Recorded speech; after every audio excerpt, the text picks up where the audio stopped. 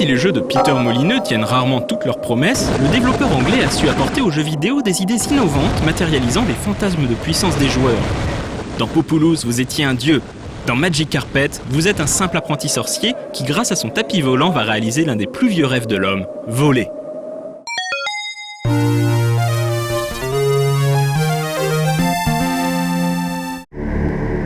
Le monde de Magic Carpet est inspiré des contes des Mille et Une Nuits. L'équilibre du monde était autrefois assuré par une énergie mystique appelée le mana. Lorsque les hommes découvrirent le mana, ils tentèrent évidemment d'apprendre à le maîtriser et à l'utiliser pour remodeler le monde selon leurs désirs et obtenir fortune et gloire. Avant longtemps, les magiciens se livraient une guerre sans merci pour le contrôle du mana. Leurs conflits eurent pour effet de corrompre l'équilibre du monde et engendrèrent l'apparition de monstres terrifiants et de catastrophes surnaturelles. Le magicien Kafkar, assisté de son jeune apprenti Zanzamar, tenta d'invoquer un sort pour restaurer l'équilibre du monde. Mais ce fut un fumble royal. Kafkar fut tué et le monde fut fracturé en une cinquantaine de réalités parallèles. C'est désormais à Zanzamar, autrement dit le joueur, de voyager à travers les différents mondes pour récolter le mana dispersé afin de restaurer l'univers.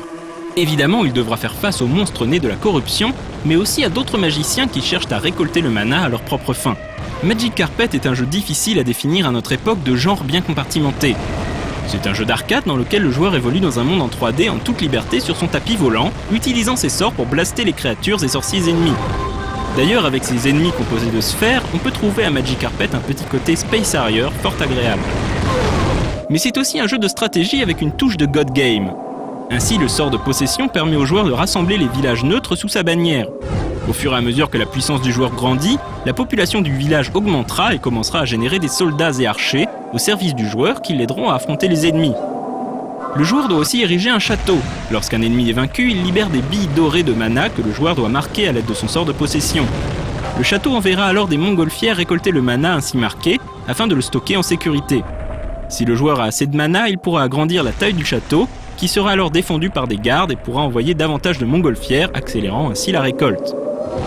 Lorsque le joueur contrôle un certain pourcentage du mana du monde, l'équilibre de cette réalité est restauré et le joueur peut passer au niveau suivant. Mais nous sommes dans un jeu de Peter Molyneux, aussi le joueur a à sa disposition des sorts qui changeront la face du monde. Il est possible de brûler les forêts, changer le relief ou faire jaillir du sol de gigantesques volcans. Les duels contre les sorciers ennemis sont ainsi trépidants et pyrotechniques. Le revers de la médaille est que le jeu demandait un PC surpuissant à l'époque pour tourner correctement, en particulier si l'on activait le mode haute résolution. Le moteur 3D de Magic Carpet continuera d'être utilisé par Bullfrog dans Syndicate Wars ou Dungeon Keeper. Classé à tort dans la catégorie des first-person shooters, Magic Carpet sera totalement éclipsé par Doom d'ID Software sorti un an plus tôt, alors que les deux jeux sont pourtant très différents. Bullfrog sortira quand même un add-on, Hidden Worlds, afin de poursuivre l'aventure dans de nouveaux mondes.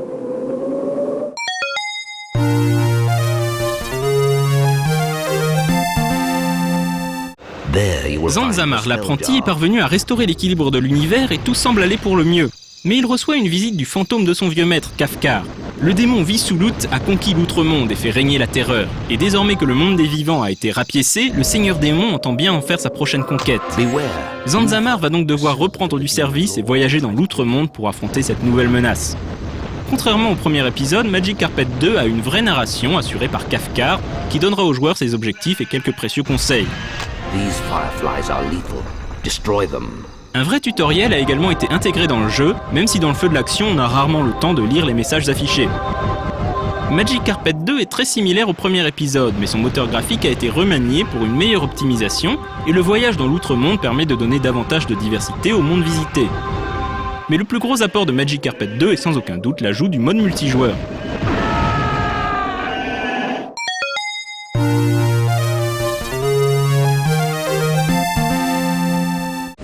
Magic Carpet était un jeu unique en son genre qui n'a malheureusement jamais trouvé d'héritier digne de ce nom. Et c'est bien dommage, car voler librement dans des paysages oniriques des Mille et Une Nuits, avec la qualité de graphisme actuelle, a définitivement de quoi faire rêver.